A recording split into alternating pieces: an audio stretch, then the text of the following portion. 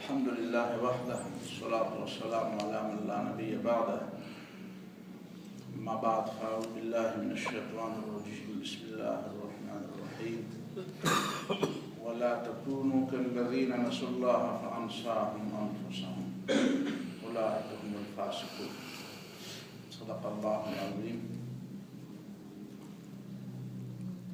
یہ کل علامہ اقبال کے حوالے سے 9 نومبر کا دن ہے. اگرچہ اس دن کو اب لوگوں نے منانا بھی چھوڑ دیا ہے اور اقبال کا پیغام سمجھنا بھی چھوڑ دیا ہے، بلکہ لگتا تو ایسا ہے کہ اقبال کے فکر پر اور ان کی شخصیت پر اور ان کے کام پر پانی پھیر دینے کا منصوبہ ہے. آثار تو ایسے نظر آتے ہیں. اقبال رحمہ اللہ کی شخصیت جتنی بڑی ہے اتنی ہی اس کے خلاف بولنے والے کی بھی کمی نہیں ہے. کچھ لوگ سمجھتے ہیں اقبال صرف شاعر تھا. خود اس کے زمانے میں، اس کی زندگی میں انہوں نے یہ باتیں سنی تھی کہ لوگ مجھے شاعر کہتے ہیں، اور انہوں نے اس کا جواب بھی دیا.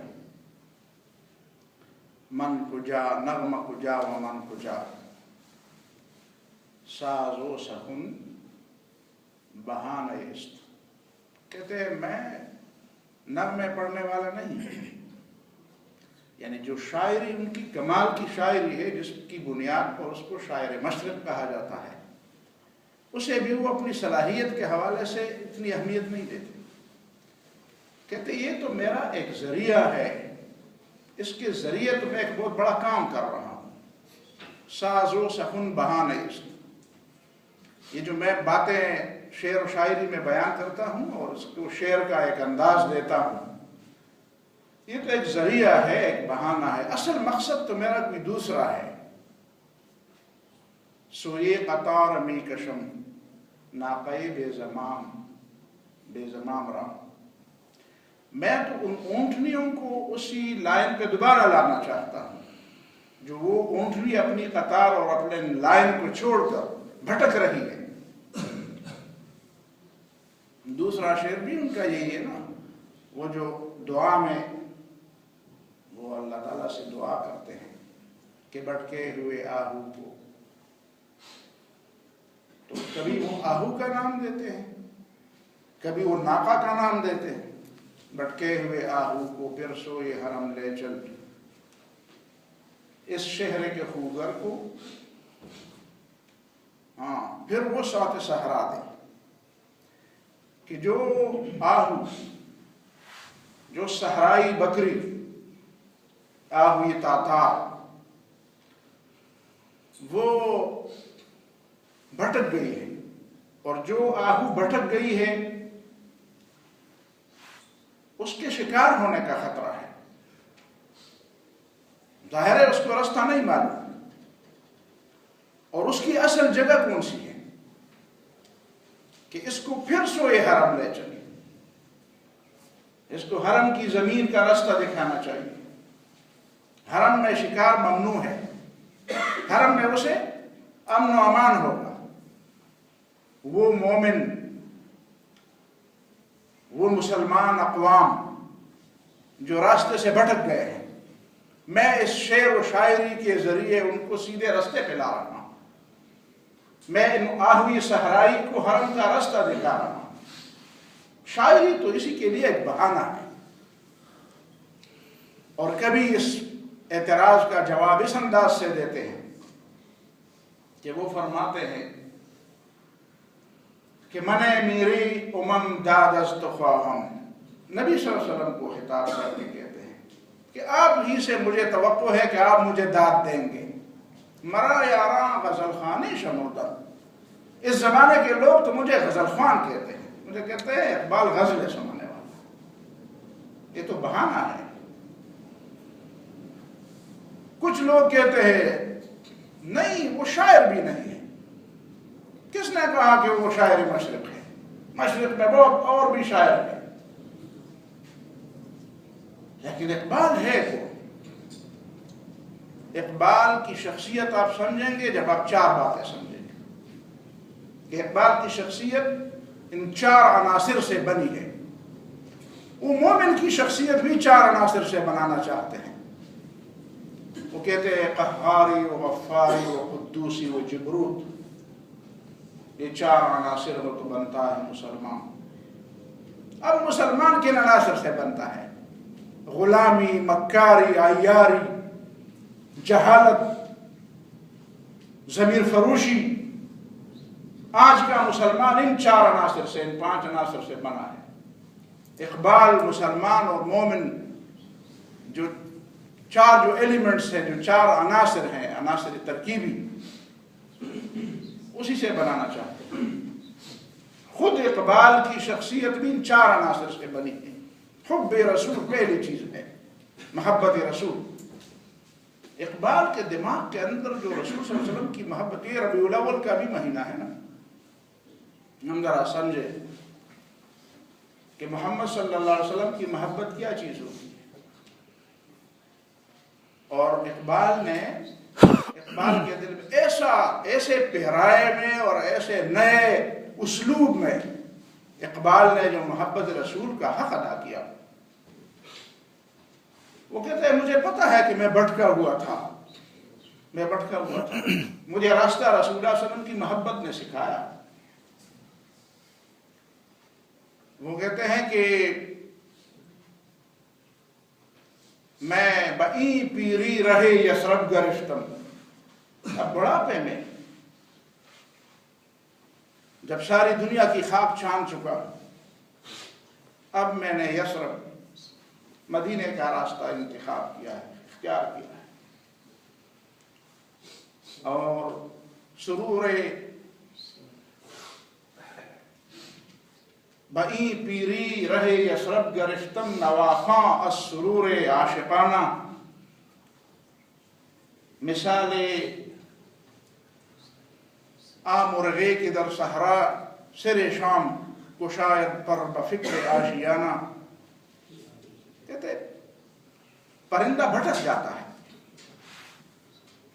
اور کبھی کبھی ادھر ادھر بھاگتا ہوا جب شام سورج ڈھل جاتا ہے، اسے اپنے آشیانے کی فکر ہوتی اور اس کے دل میں خیال آ جاتا ہے کہ بال چلو اب بھٹک جاؤ گے، مزید بھٹک جاؤ گے، اب اپنے آشیانے کی طرف سفر باندھو۔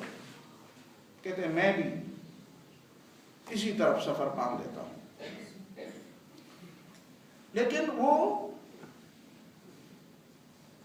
نبی صلی اللہ علیہ وسلم کی محبت کا جو نقشہ کھینچتے ہیں، جو تصویر کھینچتے ہیں، میرے علم کی حد تک کئی کتابیں اللہ تعالیٰ نے توفیق دی ہے پڑھنے کی، کئی لوگوں کے افکار سننے سمجھنے کی اللہ تعالیٰ نے توفیق دی ہے۔ یہ نقطہ اور یہ تصویر کشی کسی کے ہاں نہیں ملی۔ وہ کہتے ہیں تو غنی از عرضها اظہرت عالم من فقیر، مولا تو سارے جہانوں سے غنی ہے، میں تو فقیر ہوں۔ روز محشر عذرہائے من پذیر، قیامت کے دن میری بہانے ہیں، ظاہر ہے گناہ کرنے کے تو بہانے ہی ہوتے ہیں، میری معذرت کو قبول فرما، قیامت کے دن میری معذرتوں کو قبول فرما، مجھے بخش دے۔ لیکن گر تمہیں خواہی حسابم ناگزیر، اگر تمہارے علم میں یہ ہو کہ میرے ساتھ ضرور حساب ہو، حساب میرے ساتھ ضرور، تمہارے علم اور حکمت کا تقاضا ہو کہ حساب ہو جائے میرے ساتھ، تو ایک درخواست وہ کیا ہے کہ از نگاہ مصطفیٰ پنہاں بدور،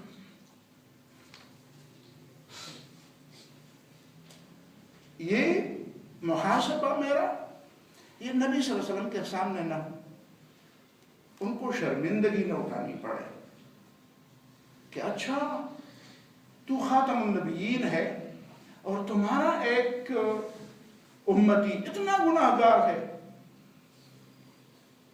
اس کے نام اعمال میں یہی سیاہکاریاں ہیں، تو میری سیاہکاریوں کو نبی صلی اللہ علیہ وسلم کی نگاہوں سے اوجھل، یہ ان کا عشق ہے۔ اور پھر جب وہ فرماتے ہیں کہ وہ جواب شکوہ میں قوت عشق سے ہر پست کو بالا کرتے ہیں، اور دہر میں اس نے محمد سے اجالا ہے، یہ دنیا میں اندھیرا ہے،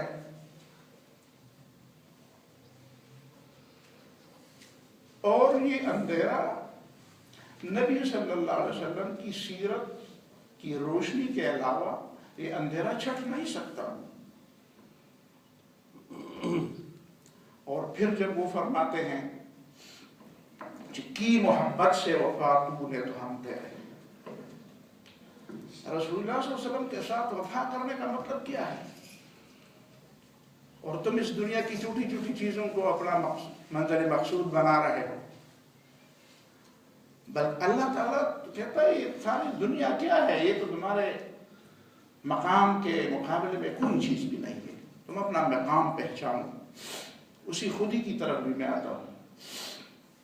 لیکن یہ پہلی بات جو اقبال کی شخصیت میں، اس کی عناصر ترکیبی میں جو پہلی بات تھی وہ تھی عشق رسول، محبت رسول۔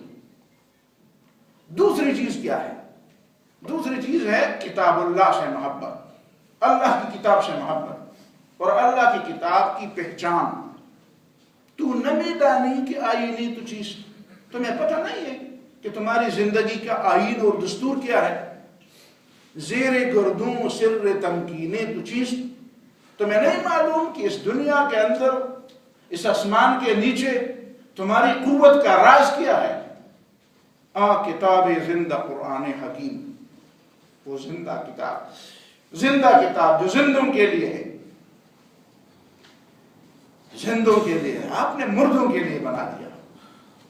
کتاب زندہ قرآن حکیم، وہ زندہ کتاب قرآن، حکمتی او لا یزال استو قدیم، جس کی حکمت کبھی وہ نہیں ہوتی، پوشیدہ نہیں ہوتی، وہ ابتدا سے ہے اور انتہا تک رہے گی۔ یہ قرآن مجید، اس کو اپنی زندگی کا آئین بناؤ۔ اور اسی وجہ سے تو ایک دفعہ کہتے ہیں کہ جب میرے ہاتھ میں قرآن رویا تو مجھے اس نے قرآن نے یہی کہا نا، چمن در دل نداری نہز دستم، مومن دل میں تو تم کسی اور کتاب کو جگہ دے چکے ہو اور ہاتھ میں مجھے رکھتے ہو، اگر مجھے دل میں جگہ نہیں دیتے ہو تو ہاتھ سے بھی مجھے رکھ دو۔ دل میں جگہ دینے کا مطلب کیا ہے؟ اور پھر جب فرماتے ہیں کہ تم کتاب کو سمجھنا چاہتے ہو، ترجموں سے سمجھنا چاہتے ہو، الفاظ سے سمجھنا چاہتے ہو، تیرے ضمیر پہ جب تک نہ ہو نزول کتاب، گرا کشاہ نرازی نہ صاحبے کا شاف، تفسیریں پڑھتے رہو، تفسیریں پڑھنے سے تمہیں قرآن نہیں سمجھ آئے گا، اس قرآن کو رہنما اور امام بنا کر اس کے پیچھے چلنے سے پتہ چلے گا تمہیں قرآن کیا کہتا ہے، کس راستے کی رہنمائی کرتا ہے۔ قرآن تو اس کو رستہ کہتا ہے، راستے کا مطلب کیا ہے؟ آپ اس پہ جائیں۔ ان ھذا القرآن یہدی للتی ہی اقوم، قرآن تو راستے کی رہنمائی کرتا ہے، بہترین راستے کی۔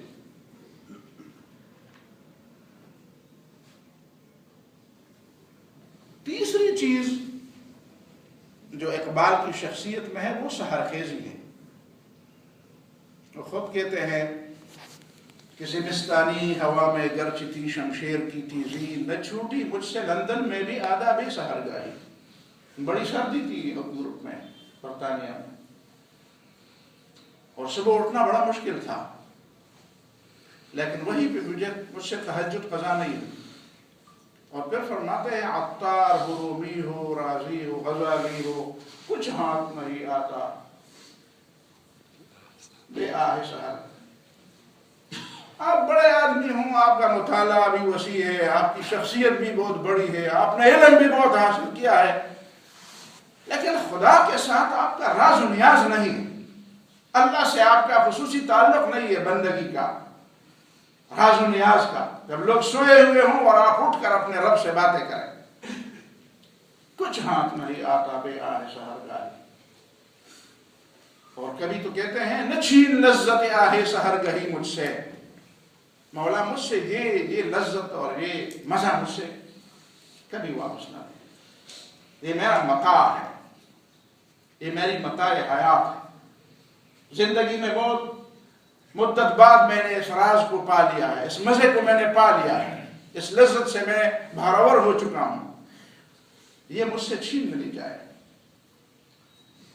یہ تیسری چیز ہوئی، اور چوتھی چیز ہے خودی، جس کو کہتے ہیں، یہ جو آیت میں نے تلاوت کی۔ میں پچھلے رمضان میں شخصیات پر بات کر رہا تھا، تو اس کے لیے مطالعہ بھی کر رہا تھا، تو میں نے اقبال کی خودی پر سوچا، غور کیا، میں نے سوچا یہ اقبال نے خودی کہاں سے سیکھی ہوگی؟ تو سوچتے سوچتے یہی آیت میرے سامنے آ گئی، وَلَا تَكُونُوا كَالَّذِينَ نَسُوا اللَّهَ فَأَنسَاهُمْ أَنفُسَهُمْ أُولَٰئِكَ هُمُ الْفَاسِقُونَ، سورہ الحشر کی آیت۔ اور پھر مطالعہ میرا جاری تھا، تو اقبال نے خود، بعد میں مجھے پتا چلا کہ اقبال سے کسی نے پوچھا یہ خودی آپ نے کہاں سے سیکھی ہے؟ اس نے کہا کل آ جاؤ۔ کل آیا تو کہتے ہیں میں چلا گیا تو کتاب پڑھی کہ مجھے کہتے ہیں کتاب اٹھاؤ، میں نے اٹھائی تو قرآن مجید تھا۔ کہتے ہیں مجھے اقبال نے کہا سورہ حشر اٹھاؤ، حشر میں نے اٹھائی، اسی آیت پر انہوں نے انگلی رکھ دی، میں نے اسی سے سیکھی ہے۔ وَلَا تَكُونُوا كَالَّذِينَ نَسُوا اللَّهَ فَأَنسَاهُمْ أَنفُسَهُمْ، ان لوگوں کی طرح نہ بنو جنہوں نے خدا کو بھلا دیا، تو اللہ تعالیٰ نے ان سے اپنا آپ بھلا دیا۔ اولئک هم الفاسقون، یہ وہ لوگ ہیں جو بدعمل ہیں، بد کردار لوگ ہیں۔ بد کردار لوگ خدا کو نہیں جانتے، خود کو بھی نہیں جانتے، وہ خدا نا آشنا ہو جاتے ہیں تو وہ خود نا آشنا بھی بن جاتے ہیں، اپنے آپ میں رہنا چاہتے ہو، اپنے من میں رہنا چاہتے ہو۔ اسی وجہ سے تو اقبال فرماتے ہیں کہ اپنے من میں ڈوب کر پا جا سراغ زندگی، اپنے من میں ڈوب کر پا جا سراغ زندگی، تو اگر میرا نہیں بنتا نہ بن اپنا تو بن۔ اور پھر اس کے بعد من کی دنیا سوز و مستی جذب و شوق، تن کی دنیا سود و سودا مکر و فن۔ من کیا چیز ہے اور تن کیا چیز ہے؟ تن مکر و فن ہے، سود و زیاں ہے، اور من کی دنیا ہاتھ آتی ہے تو پھر جاتی نہیں، اور تن کی دنیا چھاؤں ہے، آتا ہے دن جاتا ہے دھن۔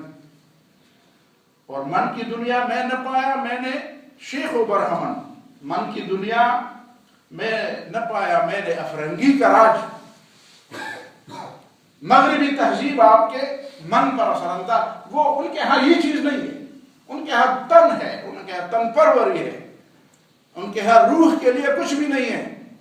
من کی دنیا میں نہ پایا میں نے افرنگی کا راج، اور من کی دنیا میں نہ پایا میں نے شیخ و برہمن۔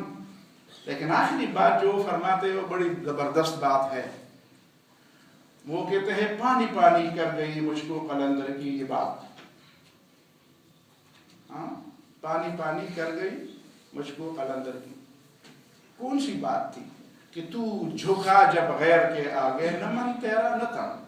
تو کیا سمجھتا ہے کہ تو غیر کے آگے جھکتا ہے تو چلو دنیا تو مل جاتی ہے؟ نہیں، دنیا بھی نہیں ملتی۔ تو جھکا جب غیر کے آگے، نہ من تیرا نہ تن۔ حقیقت یہ ہے کہ اقبال رحمہ اللہ بہت عظیم، لیکن اقبال سے سب سے زیادہ ظلم ان لوگوں نے کیا جو اللہ کی کتاب سے جنہوں نے سب سے زیادہ ظلم کیا، جو اس کے نام لیوا ہیں، جس کے نام لینے والے ہیں۔ نہ ان کو پتہ ہے کہ کیا ہے، وہ اشعار پڑھتے ہیں تو گانے ڈنگ ڈونگ بجا کر پڑھتے ہیں اور سمجھ ہی نہیں آتی۔ میں نے کئی لوگوں سے پوچھا ہے کتنے لوگ ہیں، گنے چنے لوگ، ہاتھوں پر انگلیوں پر گنے جانے والے لوگ یہ نہیں جانتے۔ اسی لیے تو خسرت دنیا والآخرہ، من بھی ڈوب گئی